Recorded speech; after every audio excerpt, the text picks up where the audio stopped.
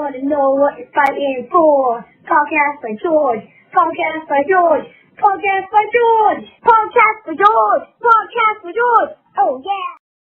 Well, hello, hi, how are you? Welcome on in, and thank you once again to the podcast by George Singers. That's a couple of girls, I don't know, maybe 8, 10 years old, something like that. That's Bernie and Sloan. Got to just, I got a lot of intros, but I particularly like that one. I always like to mention it when we're able to start off that way. That's how we're going to start the show today. And we got a big one, folks. We're going around the globe again. We're going to talk to our good buddy, our good pal. And of course, that is none other than Serge Tiagnyriadno. He's a musician, a singer, a songwriter.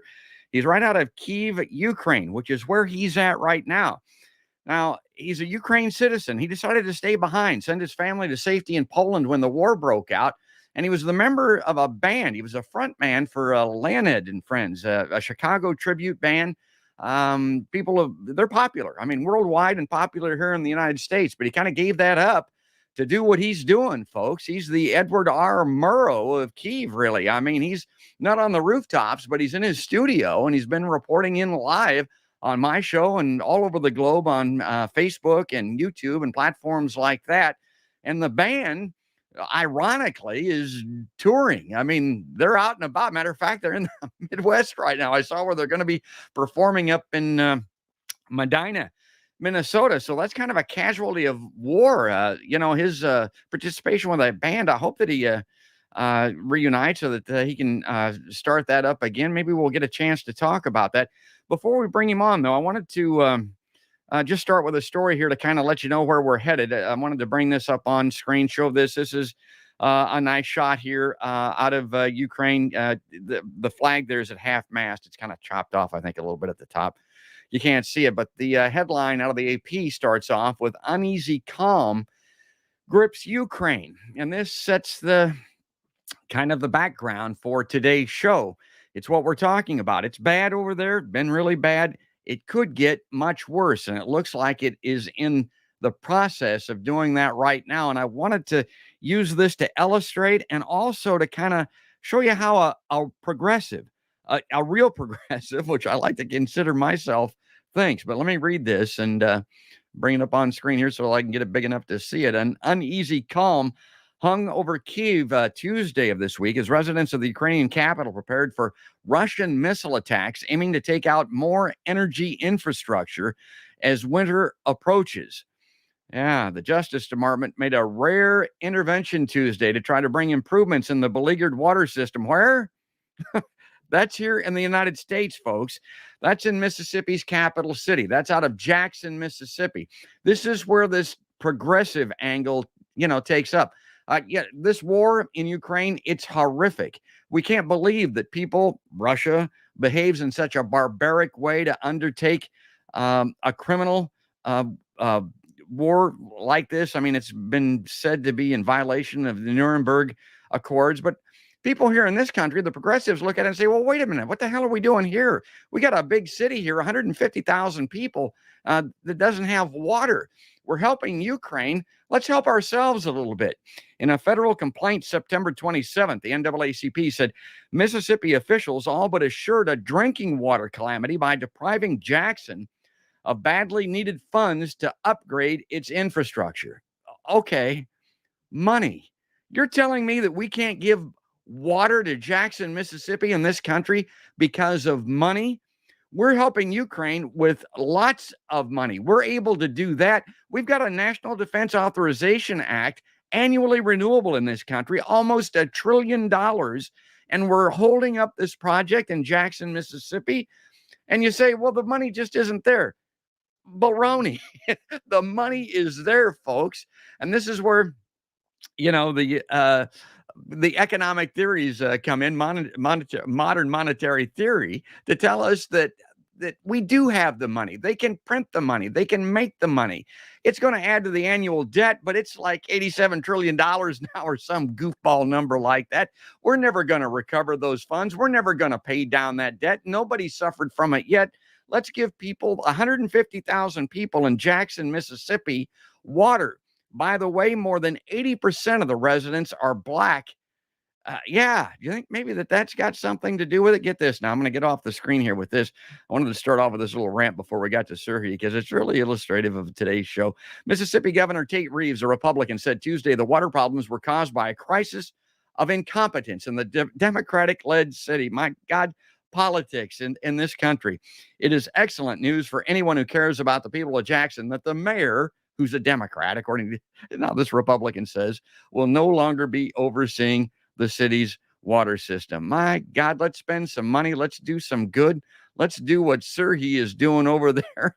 Let's help these people out. Let me get this off the screen and bring him on.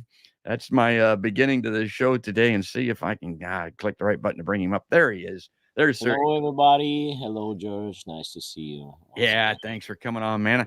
You've been, you were off the grid momentarily, I think. Are you intermittent with power and internet, or is it pretty much full time in the studio now?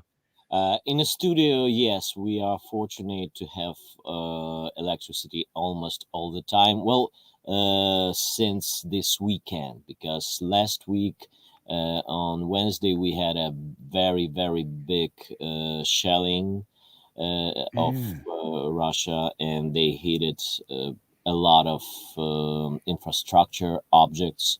It was about 80 cruise missiles pointed to Ukraine, and well, about 62 were destroyed by our air defense forces, but unfortunately some of the missiles hit the targets, and it was pretty tough because actually we almost had a complete blackout all over the Ukraine. So almost all the cities, all the villages, all the territories were out of power for some period of time. And only on Friday, people started to get electricity. Well, in my apartment, there's still big interruption of electricity. I think we have electricity during like 4 or 5 hours during the day. It depends on the district of the city, but most of people had pretty tough time. Well, I don't travel at all anymore. I used to. I have been over to Europe. I'm probably never going to get to Ukraine, but I always like to show this when you and I talk. People just that have never been there have no idea what a wonderful, beautiful country it is and what a great city Kyiv is. I'm going to bring this up on screen and you can talk us through this a little bit. And I'm particularly interested in this was taken, I think, pre-war. Is this pretty much the way that it looks today, or is it not quite this good? Let me show this on screen here. Here we go. Well, it's almost the same as you can see on this footage, but the only thing we have a snow right now, so it's not so green. But the bridge that you can see is the one that was hit by Russian missile not long ago, I think month ago. And well, it still stands. They fixed it and you can walk on it with no problem. And okay, good. That shows, man. I kind of like the, I don't know if that's the morning or the evening sun there, but that looks great. Now, where would your studio be as an example? If you look at this picture, it's on the left. You should probably drive like 4 or 5 miles on the left, and there will be my studio. So this part of the city, it's like almost the center. It's the beginning of the Khreshchatyk Street, which is Main Street in Kyiv. And on the right side of this footage, you can see the Ukrainian house. It's the big venue where a lot of exhibition are going on. It's a white building on the right side of the ascent. Yeah.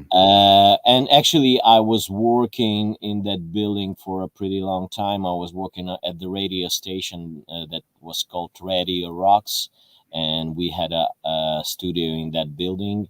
And it was during the revolution in 2004 in Kyiv. All right, good. And we've got, let me get rid of that on the screen here, see if I can get that to come off. The video is still up. Yeah, so I can take that off. And okay, here's a favorite of mine, Mary Knox. She and I are great friends. She's been concerned about you. A lot of people have been, sir. Here, are these missiles getting closer to you? I mean, what's your sense of the danger? Is it increasing? I don't know how much closer it could be because, well, on last Wednesday, they flew right above my house. Oh my God. When they hit the power facility. And well, actually, you can be hit by a missile anytime, because when air defense system is shooting at the missile, the parts of it, when it's destroyed, can fall anywhere. So, and sometimes they just hitting the civilian buildings, like it was again on shellings on the last week. It hit a building with 16 floors. It's in the suburbs of Kyiv, and a lot of people died, unfortunately. So they pointing missiles everywhere. So sometimes it's not just power plants and power grid. People are dying, folks. I mean, it's the horror of war. And it, like I said at the onset of the show, it may be getting worse. Nobody is saying that this is going to get better anytime soon. Most people are saying that it's going to get worse. Well, we're going to get to that here very shortly. I'll bring this article up on screen here, and this is out of the Associated Press. Now, I wanted to get Sergey's take on this because the AP's had a little problem here in the past couple of weeks. They had some reporting. They had to fire a reporter because his accounting of these missiles going into Poland was inaccurate. And so this is what the Associated Press is saying. Kyiv flips to survival mode. Russian strikes knock out the electricity and water. And at Dateline Kyiv here says residents of Ukraine's bombed capital clutched empty bottles in search of water and crowded into cafes for power and warmth Thursday. And this kind of, I got to tell you something, Sergey, this is where I start to get a little frustrated with some of the Western reporting, the Associated Press, and that type of thing. This is not what I call the horror of war. The horror of war are the Ukrainian soldiers that are being killed, the Russian soldiers that are being killed, the civilians that you're trying to help that are in these hospitals that are being killed inadvertently, the dead people that are coming home from the front. That's the horror of war. Having to crowd into a cafe to keep warm or whatever. Hell, people do that here all the time. In scenes hard to believe in a sophisticated city of 3 million, the AP says, some Kyiv residents resorted to collecting rainwater from drain pipes as repair teams labored to reconnect supplies. And this is an ongoing deal. If they're going to keep them bombardments up, they're going to have to repair this stuff. But I just want to say I've collected water from drain pipes before. My grandmother used to do that out on the farm. Again, that's not what I consider to be the horror of war, AP. Come on. Western leaders denounced the bombing campaign. Strikes against civilian infrastructures are war crimes, French President Emmanuel Macron tweeted. Now, this Russian Defense Ministry spokesman that Sergey and I have talked about before, Igor Konashevskov, acknowledged Thursday that it targeted Ukrainian energy facilities. Now, here's the Russian point of view on this. He said they were linked to Ukraine's military command and control system, and that the aim was to disrupt flows of Ukrainian troops, weapons, and ammunition to front lines. Authorities for Kyiv and the wider Kyiv region reported a total of 7 people killed and dozens wounded, which is bad, but it could get much worse. Russian UN Ambassador Vasily Nebenzia said, "We're conducting strikes against infrastructure in response to the unbridled flow of weapons to Ukraine and the reckless appeals of Kyiv to defeat Russia." Okay, well, that's a little bit of propaganda. The spokesman for the Kremlin, Dmitry Peskov, also sought to shift blame for civilian hardship on Ukrainians' government. And okay, I'm not going to read through that because my spider sense starts to go off. I can tell when I'm being propagandized, and that's where that lies. But what about this, Serhii? Because basically, the expansion of war now can be blamed exactly on what they're talking about in that article. Everything civilian in a full out all war can be linked to the front. I mean, all of the manufacturing, all of the agriculture, all of the energy. It can all be struck and be called fair game because it all provides support to troops and to war efforts. So to me, that's very alarming. That's very frightening. Well, that's not the most frightening thing right now, because in Russian propaganda circles on the television and other social media, they are promoting the thought that as the war is going backwards, I mean that Russian troops has negative advantage on they call it right now like this on the front lines, so they actually losing territories that they are already occupied. So they are promoting the thought that probably in nearest future the only solution for that will be a nuclear weapon, and that will be the right thing to do. So I think we should be scared about this right now. In a question of they hitting civilian objects like power plants and other stuff that provide something to our military troops, that doesn't work like this, because um the first thing. Uh, all the militaries receiving everything in the first place. I mean, electricity, connection, supplies. So the hittings of the civilian objects will not change anything on a battlefield, actually. So they just trying to terrorize civilian people and convince our government, our militaries to negotiate with them on their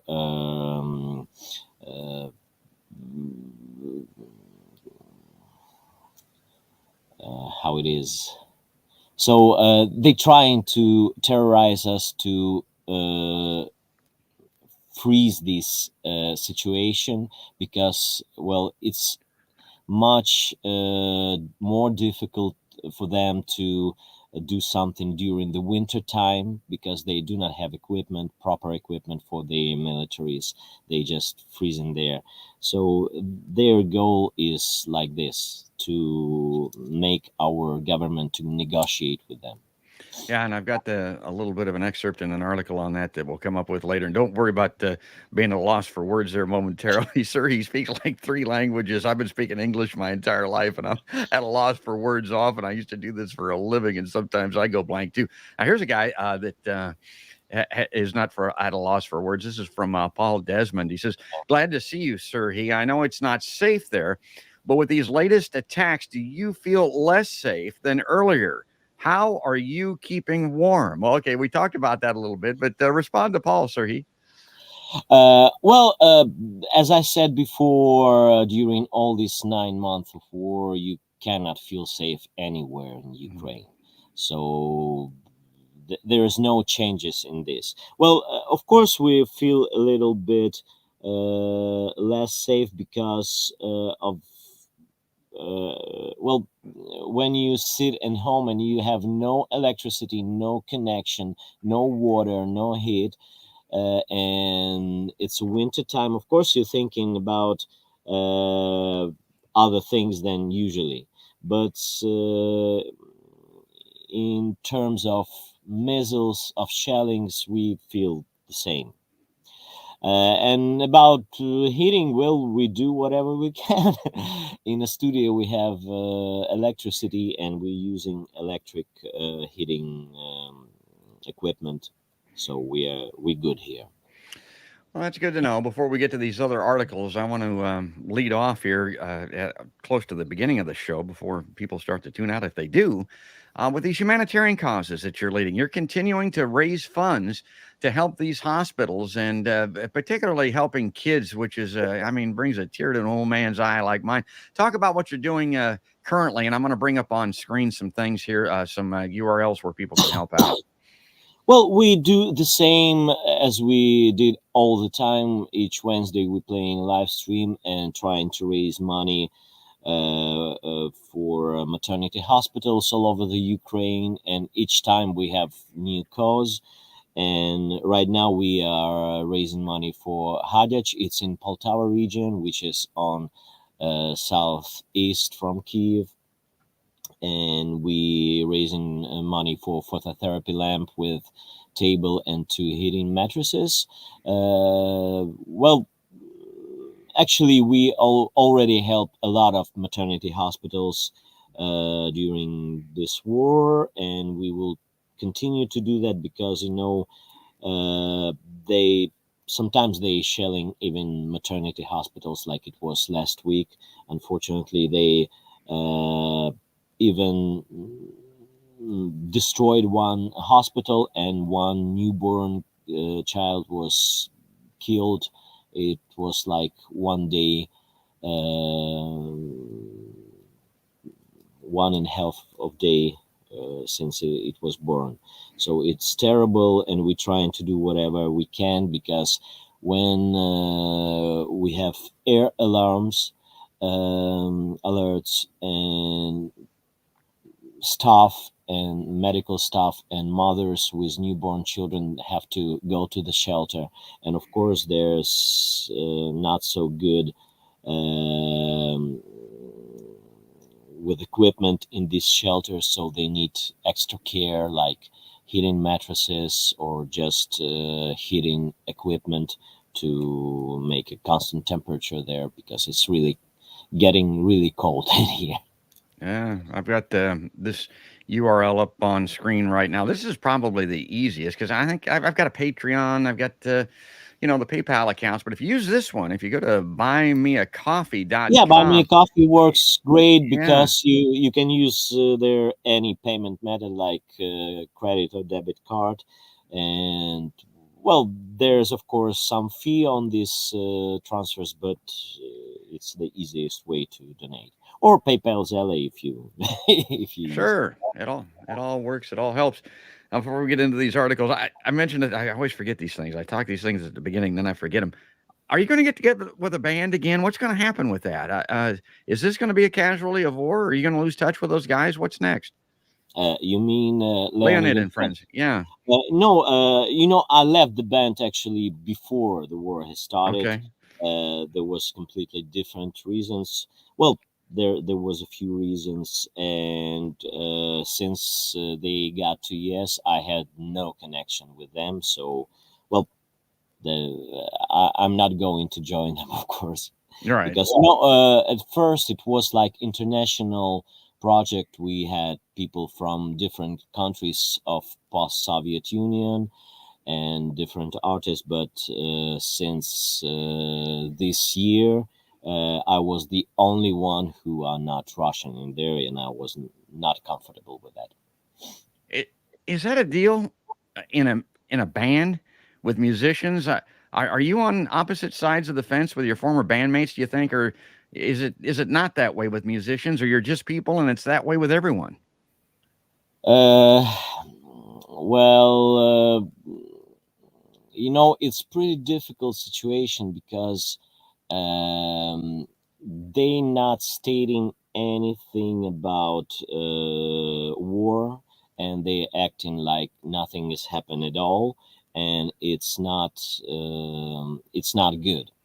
So in many different ways it's not good. So I don't think that in Russia, there's a lot of people who are really supporting the war. Believe it or not, it's more than 70% of Russian population. They really support what's going on. Yes, they don't want to go to the battlefield, because when they started mobilization in Russia, a lot of male population fled to nearest countries. Some are saying like 1 million of people, and that's not because they are not supporting this war. That's because they just don't want to die on the battlefield, and they don't want to be mobilized. So the situation with Russian population is very tough, because even this when this war will be over, when we will fight back all the territories, these people will be still in Russia, and they will still think that their government did right things. So in my opinion, all the people who have some recognition or following in Russia should do something to make these people to think in a different way. So a lot of people, a lot of artists, a lot of creative people, they do not support what's going on, and they are against the war, and they clearly stating this. In case of band, unfortunately, they didn't say anything. So well, actually, I don't know if they are supporting the war or not. So Yeah, well, and I didn't want to open old, any wounds with the band. Obviously, I just thought that was very interesting context there, because, like you said, you're the only non-Russian in the band. The Russians are out touring the United States performing, and you're there in Kyiv, dodging missiles. Is the way that I put it. But let me bring this up on screen here, because you can jump in here anywhere you want to. He's got some frustrations. Obviously, you can hear it in Sergei's voice. I've got some frustrations with the lack of negotiations and efforts for a peace settlement here to get this thing resolved, at least get the process started. And both sides now are saying they've all got demands that the other side claims is completely unreasonable. They don't want to talk. That's the way these things begin. You get going, you get started. It may take a while, but if the longer you take to get started, the longer it takes. It says, this again from the Associated Press, Ukraine welcomes arms offers, no word on Patriot missiles. And here they are. They're sitting down, and this is in Romania here, from Bucharest, Dateline, the Associated Press. U.S. Secretary of State Antony Blinken, who you saw at the table there Wednesday, condemned Russia's week-long assault on Ukraine's power grid and other infrastructure as an attempt to freeze and starve its people. This is what Sergei was talking about, with the war-torn country's foreign minister renewing a call for advanced missile systems. Blinken, now this is our head diplomat, folks. This is the guy that's supposed to be in charge of setting up these talks and negotiations. He ain't doing it. He spoke after a meeting with the NATO counterparts in Bucharest, Romania, devoted in part to coordinating aid to keep the lights and the furnaces on in Ukraine, where Russian strikes have damaged much of the country's electrical infrastructure.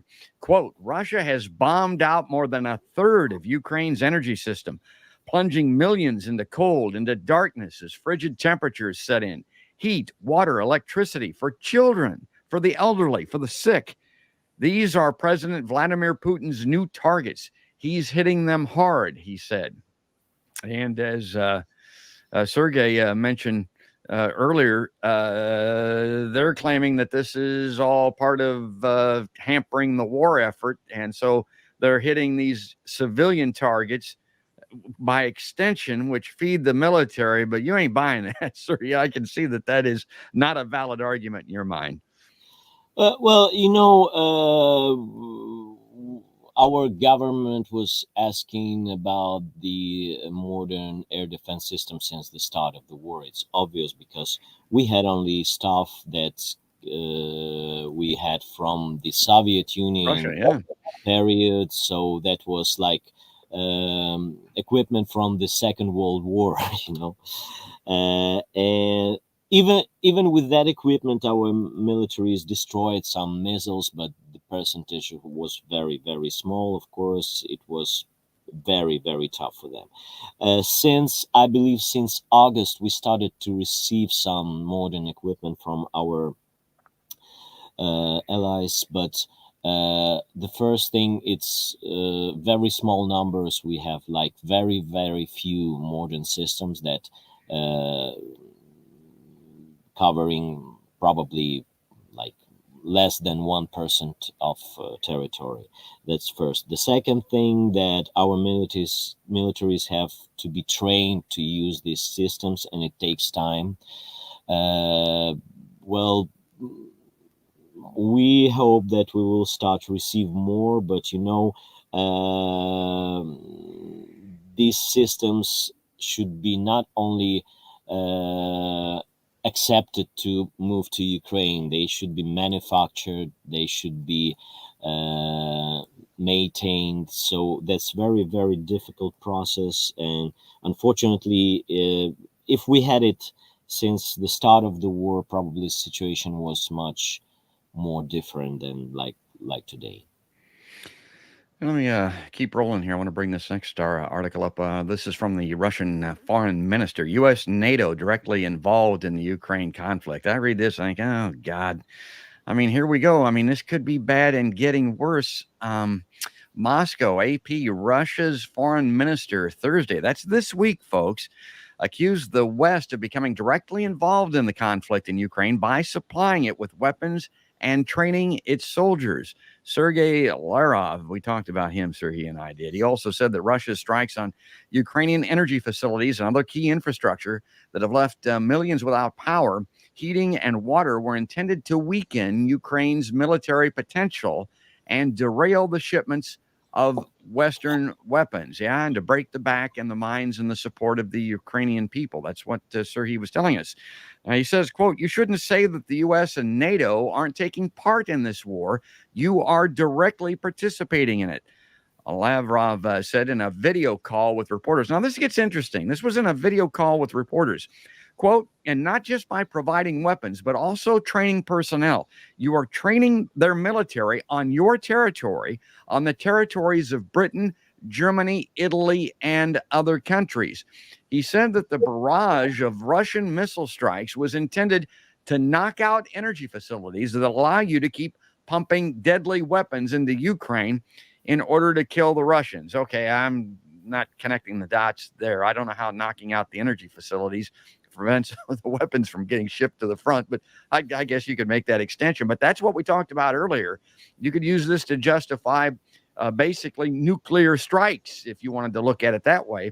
The infrastructure that is targeted by those attacks is used to ensure the combat potential of the Ukrainian armed forces and the nationalist battalions, Lavrov said. Ukraine and the West have accused Russia of targeting key civilian infrastructure in order to reduce morale and force Ukraine into peace talks on Moscow's conditions. Okay, Lavrov insisted that Moscow remains open for talks. This is interesting, and he isn't buying this either, but he insists that Moscow remains open for talks on ending the conflict. "We never asked for talks, but have always said that we are ready to listen to those who are interested in a negotiated settlement," Lavrov said. The Kremlin has urged Ukraine to acknowledge Crimea, which Moscow annexed from Ukraine in 2014, as part of Russia, and recognize other land gains that Russia has made since sending its troops to Ukraine on February 24th. Now, I'm assuming that's primarily the Donbass that they're talking about here, the eastern part of Ukraine. They want to have that go liberated, so to speak, or to have its own unity to be individualized out there. It has also continued to push for guarantees that Ukraine wouldn't join NATO, along with vaguely formulated demilitarization and denazification goals. Okay, I'm going to bring Sergei in there because I'm reading too much. What about this Nazi thing? Sergei, we hear a lot here on the far left about these Azov battalions and the fact that they're very small, but they're very powerful, that they were very cruel to the people in eastern Ukraine after the 2014 coup, and that Russia may have some legitimate concerns about these Nazis in Ukraine. What's your take on that? That's completely myths and fairy tales from Russian propaganda. So, well, obviously we do not have any Nazis in Ukraine, and we never had. Well, probably we have very small percentages, like in every country, but they are not given any difference to anything in Ukraine. And those battalions, they are talking about it, just regular volunteering battalions that were created in 2014 when the thing was started in eastern Ukraine. Well, actually, now we know for sure, and there's a lot of evidence to that was a completely Russian invasion there, but they just covered it like there's some protests in civilian protests started in Donbass region, but now it's obvious that, and we have court decision about they hit the aircraft, civilian aircraft, in 2014 with their missiles. So that's just Russian propaganda, unfortunately. So we have no Nazis here, that's for sure. Well, some have gone so far as to say that they may have Zelensky's number, that they've threatened him, that he's continuing with the war because he's afraid of running contrary to these Nazi embeds, these Azov battalions, and that he's fearful for his own life. That, to your mind, that's all propaganda. No. There's nothing, not a single % of truth in these statements. Okay. Well, at least they started. Lavrov started to call it a war, not a special operation. Yes. But since the war has started, there was a lot of changes in their goals in Ukraine. So they started with Nazis, then they started to fight with NATO in Ukraine, then they started to the last one was that they are fighting against Satanists, against Satan in Ukraine. Well, okay.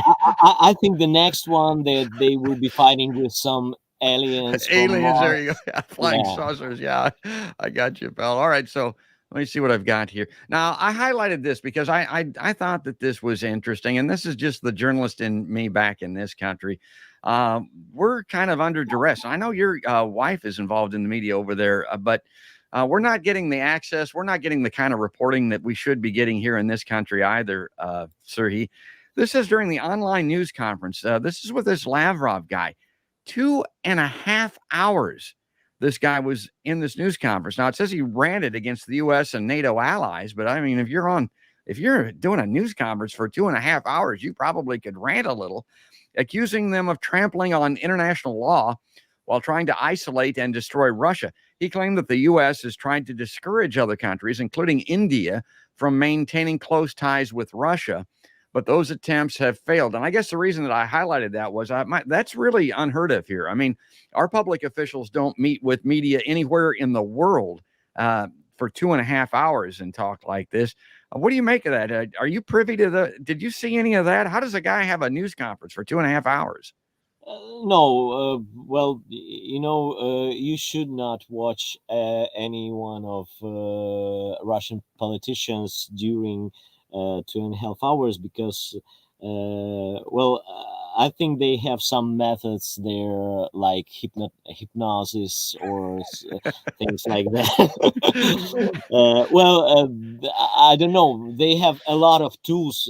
They convinced more than 100 millions of people that they're Nazis here in Ukraine, and people really believe it. I don't know. It's terrible thing, that Russian propaganda, but unfortunately it works. So propaganda does work. It is very powerful. We may be seeing propaganda at a level in this war that we've never seen before, and also an effectiveness level like we've never seen before. Let me put this article up because this gets back to the main theme here before we lose Sergey for the day. Ukraine braces for a horrific winter. Zelensky, missiles hits damage more than 50% of the energy facilities. We talked about this. Ukraine could face rolling blackouts across the country through March, an energy expert said, due to what another official described Tuesday as the colossal damage done to Ukraine's power grid by relentless Russian airstrikes. Ukrainians are being told to stock up on supplies. I mean, get ready. It's going to get worse. Are those preparations underway, Sergey? Are people stocking up? Are you able to stock up? Are you able to prepare for this? Well, I don't think anyone can be prepared for this like 100%, but of course, everyone started to buy power generators, batteries, and such things. And of course, we have to have water in each flat for a few days because when they hitting the power grid, sometimes we have no water at all, so that's probably also can be difficult. But in a big city, if you will not have electricity more than a week, it will be impossible to live in. So people should be get ready to move to smaller villages when they have different sources of heating. So well, but you know, Kyiv is pretty big. It's like 3 million of people right now living here, and other cities that like close to 1 million people population. It's pretty tough to move such amount of people to another place. I want to bring this up on screen because, again, this is a great friend of the show. Man, she knows what she's talking about. This is Mary Knox. She's the admin of a lot of Facebook groups that people should follow. Mary Knox says, Sir, we've sent $17.6 billion to Ukraine, maybe more, but it sounds as though little has changed. From your perspective, it is very hard to sort the propaganda from all sides when U.S. Corporations are profiting from the weapons sales. Yeah, that's a big issue that needs to be addressed. Our country's stocks and market traders are very happy with these profits. It's blood money, folks. But has our help benefited Ukraine in the way it was intended? And certainly some people would say it's counterproductive that by and that's one of those articles that I had up earlier, by sending you these weapons, it just makes the war last longer and prevents the parties from negotiating and talking about a peace settlement. What's your take? Well, first of all, the help that we received from U.S. and European Union and other countries, very, very helpful, and probably we couldn't survive without it.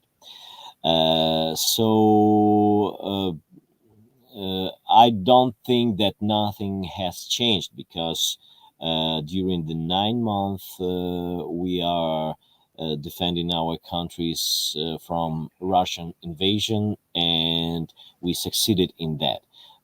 On the battlefield, Russia completely loses every fight. They just lost Kherson, which is a pretty big city, and it actually it was the only city that Russian militaries captured, only big city on the south, and they lost it. They had to flee from there. So it helps, and each day our militaries freeing small villages, so we have a good advance on a battlefield. Of course, these money cannot help us to fight against the cruise missiles, and we need a different equipment for that.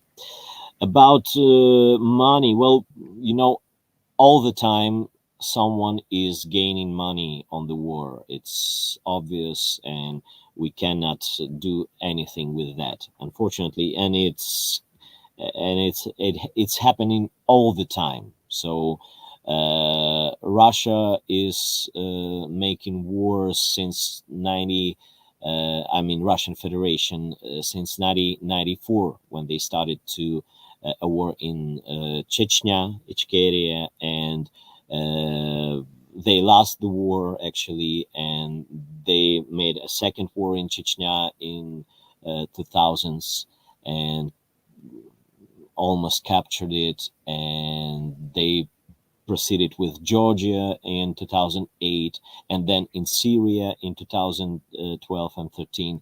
So someone is making crazy amount of money on war all the time.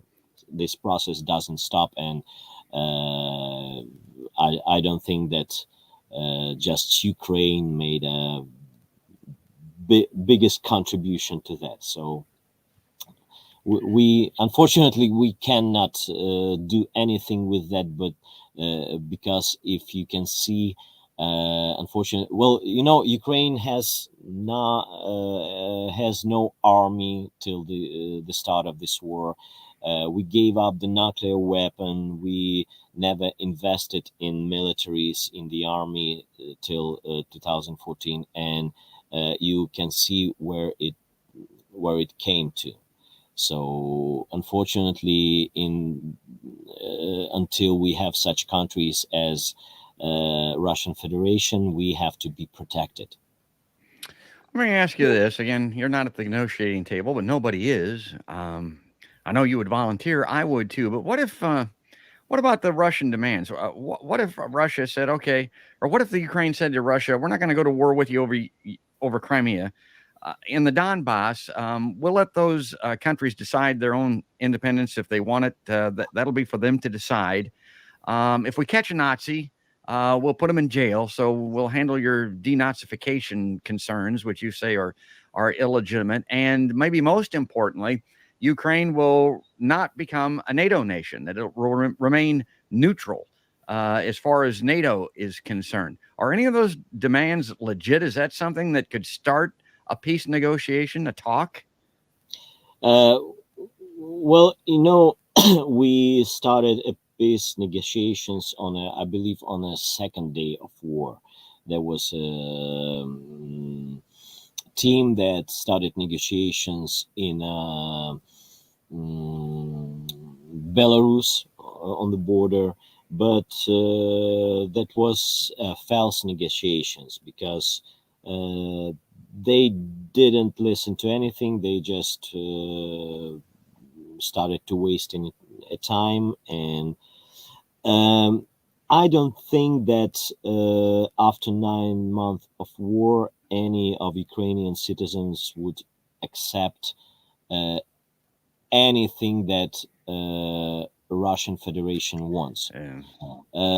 So the only point where negotiations could be started is if Russian troops will move out from all the Ukrainian territories, and then we can start negotiate. Because how can you negotiate when militaries are on your land and the cruise missiles hitting your territory? Yeah, you put them in, take them out, we'll talk. Yeah, I mean, I get that completely. All right, now I'm going to lose you because we're coming up here on the top of the hour already. I wanted to put this in from Brad Wolf. Now, he's with the Peace Action Network. He's out of PA, Pennsylvania. He's been on my show recently. They're wanting to ask whether or not, I don't know who they're asking exactly, but they want to go in and become like peacekeepers, protectors, so to speak, of this nuclear power plant. And I think you and I may have talked about this before. They're really concerned about that, and rightfully so. I was surprised to find out, I hear about Chernobyl all the time. Hell, that's in Ukraine. I didn't realize that. But they're really concerned about these bombardments of this nuclear power plant, the shelling that's taking place there. Both sides are denying responsibility. How concerned are you about that nuclear power plant? And is that, top of mind with the people of Ukraine right now? Well, it's one of the biggest parts, yes. Well, actually, in the very first days, they actually captured Chernobyl power plant because it's right on the border with Belarus, and no one thought that anyone could think about capturing this power plant because it's really dangerous. Yeah. There's a lot of radiations around it, and well, and there's no sense in capturing it. even doesn't work properly. But about power plant in Zaporizhia, what they did, they moved their military equipment, their ammos, their supplies there, and they provoking our militaries to hit these targets. But of course, no one will do that because it may cause uh,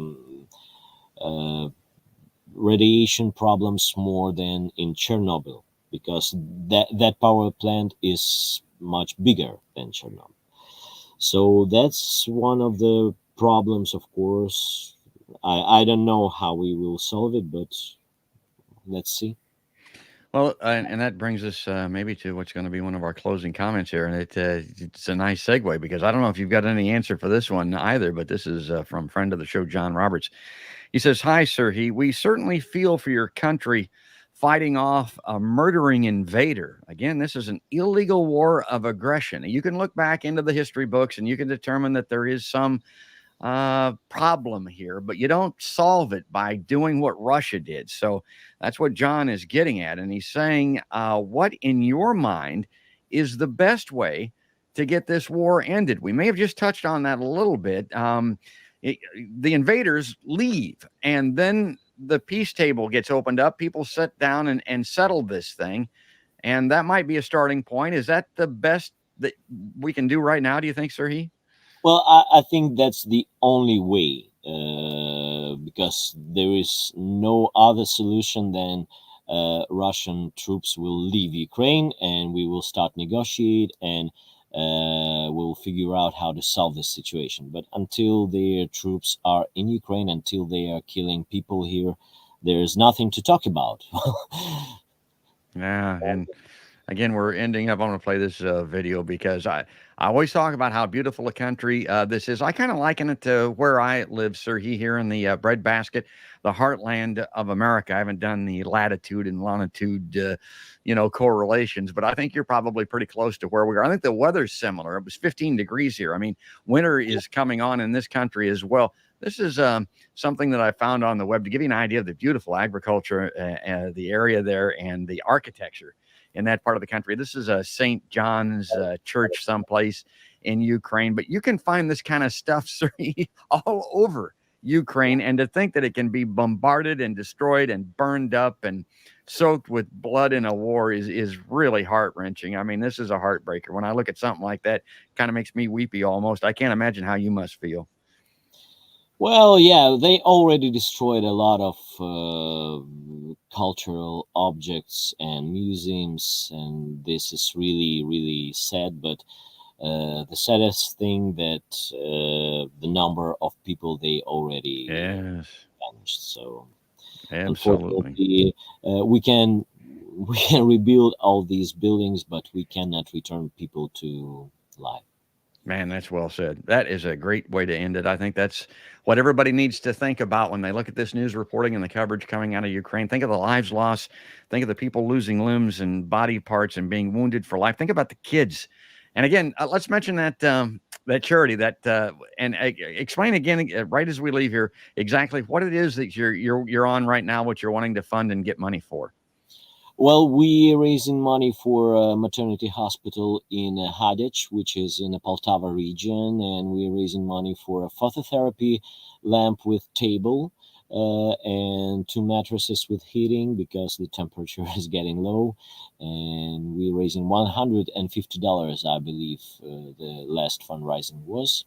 We almost there. We almost raised all money. The problem was that we missed last Wednesday because of the shelling, and we had no electricity in the studio. Well, I hope you continue to have electricity, internet, heat, water, all those types of things. And I hope that this doesn't hurt you, that you continue to report from the rooftops, as I call it. The Edward R. Murrow, the musician from Kyiv. Folks, it's Serge Tiagnyriadno reporting in, coming on the podcast by George Liveline today from Kyiv. Thanks again, pal. Thank you, George, for inviting. Hope to see you soon. Yeah, we'll talk again very soon, I'm sure. Man, he's great. Let me take this off screen here. You can see that URL at the bottom of the screen. The easiest way to donate, I think, really, is at buymeacoffee.com. Tiagnyriadno there. Just go there and you can do it with your credit card. And every little bit helps with this type of thing. I mean, it might just be, give him $5. A cup of coffee is what they call it. $5 will help those kids, help those people in the hospital. I mean, that's really great. And folks, I want to encourage everybody here at the end, as I always do. Let me see if I can find my little banner here, my URL to go to. Here we go. There it is. An exclusive podcast by George Live Line. You can find us at www.podcastbygeorge.com. Go there, subscribe, sign up, give us a like, give us a thumbs up, follow us on Facebook and YouTube, and also sign up, leave a review on the audio platforms, iTunes. That's really helpful to get us up the top of the algorithm there at Apple, but also Spotify, the iHeart Radio app, Deezer, Stitcher, Amazon, places like that. But that is going to do it, folks. That's going to wrap it up. That's all there is. And there ain't no more. That's another podcast by George.